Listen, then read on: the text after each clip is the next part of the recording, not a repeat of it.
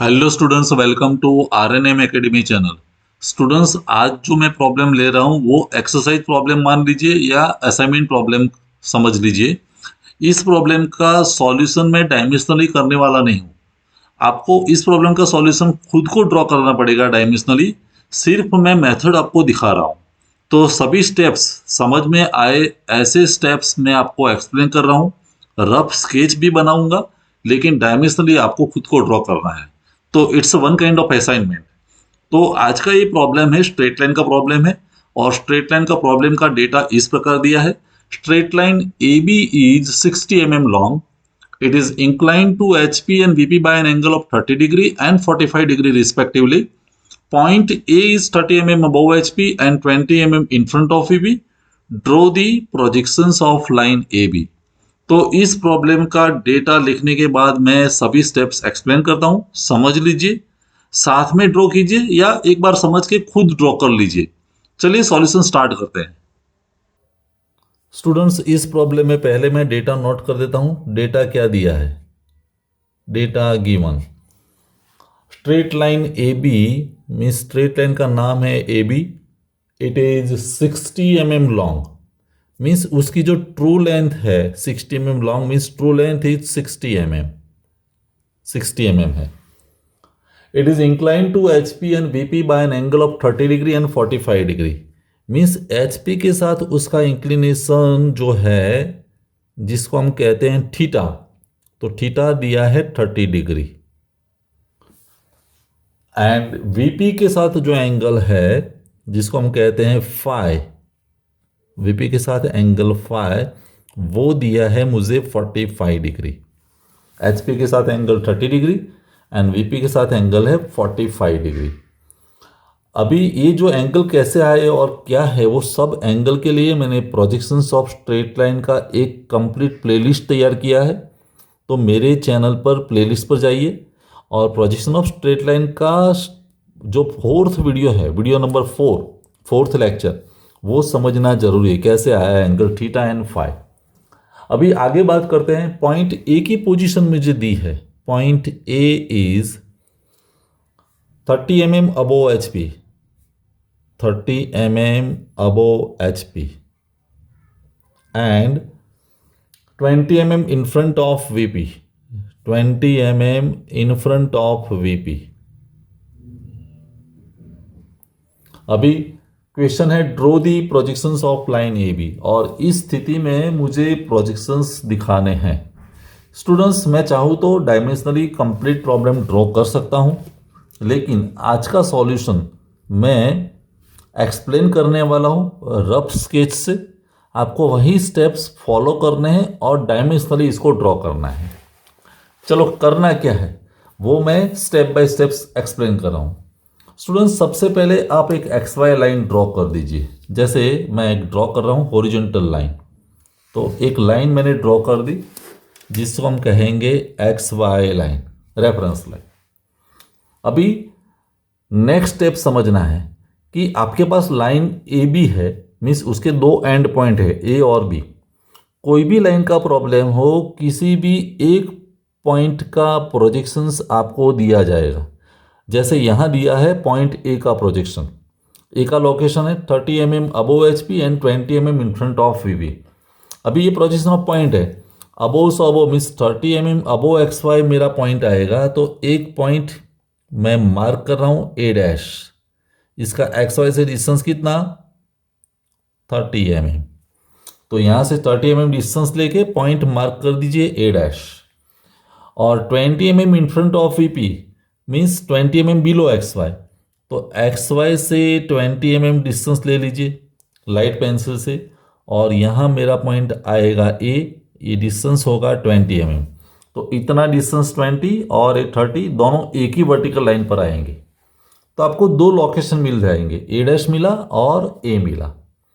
अभी जैसे ही ए dash and ए मिलता है, स्टूडेंट्स दोनों में से लाइट पेंसिल से एक हॉरिजॉन्टल लाइन बना दीजिए, दोनों में से, ए डैश में से भी और ए में से। लाइट पेंसिल, ये मेरे पास पेन है तो मैंने, मेरी डार्क हो गई, लेकिन लाइट पेंसिल से सिर्फ आपको प्रोजेक्शंस दिखने चाहिए ए डैश और ए। यहाँ तक काम हो गया। अभी एंगल पर कॉन्सेंट्रेट करना है। थीटा कितना दिया है 30 डिग्री। तो फ्रंट व्यू वाला जो पॉइंट है ए डैश, वहाँ से आपको एंगल प्रोटेक्टर से यहाँ से 30 डिग्री की लाइन ड्रॉ करनी पड़ेगी और लेंथ कितनी होनी चाहिए 60 mm।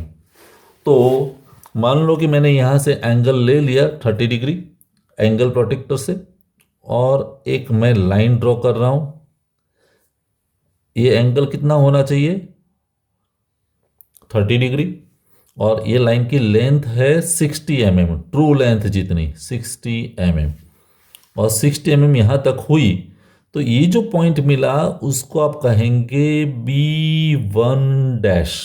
फ्रंट व्यू का पॉइंट है तो एग्जैक्ट फ्रंट व्यू तो नहीं है। अगर एक्चुअल फ्रंट व्यू होता तो B डैश होता, लेकिन रियल मुझे मिला नहीं है तो मैंने सफिक्स दे दिया 1, तो B1 डैश।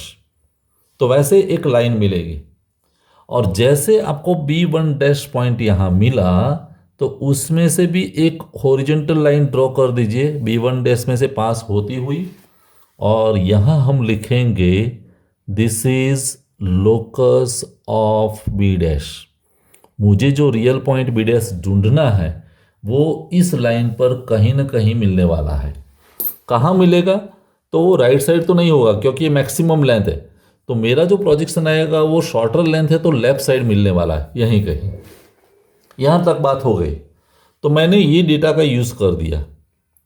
अभी बात करते हैं एंगल 45 डिग्री फाई। तो वो ट्रू और टॉप व्यू के रेफरेंस में होगा। कितना एंगल लेना है 45, ट्रू लेंथ भी कितनी होगी 60। तो यहाँ से देखो मैं 45 एंगल लूँगा ए से और मान लो ये एंगल हुआ 45 डिग्री और आपकी ट्रू लेंथ हो गई 60 mm यहाँ पर। तो मुझे एक दूसरा पॉइंट मिला।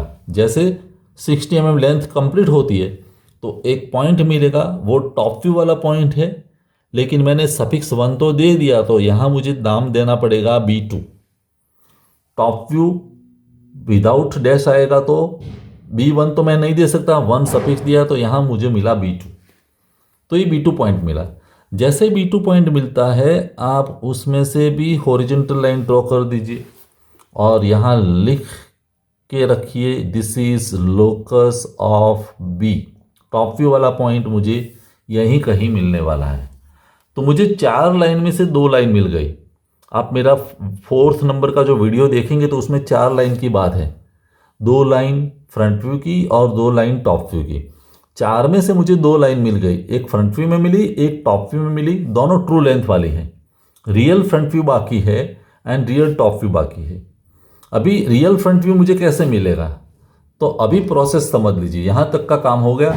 इतना भी काम करते तो आपको 50% से ज़्यादा मार्क्स मिलने वाले हैं। अभी फ्रंट व्यू से मैं शुरुआत करता हूँ B1 डैश से। तो B1 डैश से आपको एक वर्टिकल लाइन ड्रॉ करनी पड़ेगी। कहाँ तक B1 डैश चेंज होके B1 होना चाहिए। तो जहाँ A है वहाँ तक उस लाइन को एक्सटेंड कर दीजिए ऐसे वर्टिकल लाइन। देखो B1 डैश से एक्सटेंड करके यहाँ तक आया जहाँ A है और यहाँ B1 डैश का नाम चेंज हो जाएगा, वो हो जाएगा B1। तो ये B1 A और B1 के बीच का जो डिस्टेंस है उसको हम कहते हैं प्लान लेंथ। मीन्स मेरा जो टॉप व्यू मिलने वाला है जिसकी लेंथ शॉर्ट होने वाली वो लेंथ, ये ट्रू लेंथ शॉर्ट होके इतनी हो गई। तो लेंथ शॉर्ट होके इतनी लेंथ हुई और इसी लेंथ की रेडियस से मीन्स A को आप सेंटर ले लीजिए, A B1 जितनी रेडियस और आर्क लगा दीजिए ऐसे कंपास से। और आर्क लगाएंगे तो यहाँ जो पॉइंट मिला वो मेरा final top view point B है। और जैसे आपको B मिलता है A और B को डार्क लाइन से ज्वाइन कर दीजिए। ये आपके लिए टॉप व्यू हो गया, टॉप व्यू। सिमिलर थिंग हम यहाँ से स्टार्ट कर सकते हैं। AB2 ट्रू लेंथ वाली लाइन है, उसको एक्सटेंड कर दीजिए वर्टिकल, एक्सटेंड करके यहाँ तक इस डायरेक्शन में। B2 यहाँ चेंज होके क्या हो जाएगा B2 डैश। देखो और A डैश तो सामने है तो A डैश और B2 डैश के बीच का डिस्टेंस मीन्स एलिवेशन लेंथ, क्योंकि फ्रंट व्यू की लेंथ भी शॉर्ट होगी तो कितनी होगी अभी इतनी। एक्चुअल ट्रू लेंथ तो 60 है, लेकिन फ्रंट व्यू की लेंथ शॉर्ट होगी, इतनी होगी। अभी इतनी लेंथ रेडियस की तरह सेट कर दीजिए, ए डैश को सेंटर रखें, और जैसे आप आर्क लगाएंगे तो आर्क ऐसे ऊपर की डायरेक्शन में चलने वाला है, और आर्क यहाँ इंटरसेक्ट होगा, वो पॉइंट हमारा final front view point B dash होगा। और बी डैश और ए डैश को आप ज्वाइन कर दीजिए लाइक दिस डार्क लाइन से, तो ये मेरे लिए फ्रंट व्यू हो गया। और अगर आपने डायमेंशनली ड्रॉ किया है और सही प्रोजेक्शन है तो ये दोनों पॉइंट एक ही लाइन पर आने वाले हैं।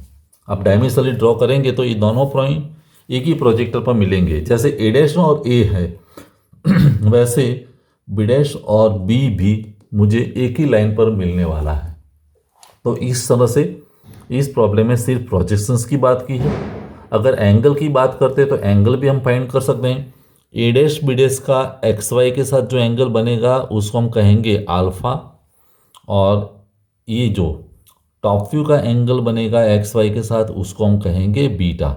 वो एंगल भी हम मेजर कर सकते हैं, लेकिन इस प्रॉब्लम में एंगल की बात नहीं है, सिर्फ प्रोजेक्शंस दिखाने हैं। तो ए डैश बी डैश और ए भी हम ड्रॉ कर सकते हैं। स्टूडेंट्स, मुझे लगता है ये सॉल्यूशन मैंने रफ सॉल्यूशन दिखाया है, आप डायमेंशनली सही ढंग से ड्रॉ कर सकते हैं। कोई क्वेरी है, डाउट है, कन्फ्यूज़न है तो कमेंट सेक्शन में ज़रूर लिखें। समझ में आया है तो भी मुझे बताएं, जिसकी वजह से मुझे पता चले कि आपको ये एक्सप्लेनेशन समझ में आ गया है। मिलते हैं नेक्स्ट वीडियो में। Thank you for watching. Thank you very much. अगर आपको ये वीडियो पसंद आया है और आप मेरी चैनल पर नए हैं तो प्लीज़ मेरे चैनल को लाइक कीजिए, शेयर कीजिए और सब्सक्राइब जरूर कीजिए। Thank you very much.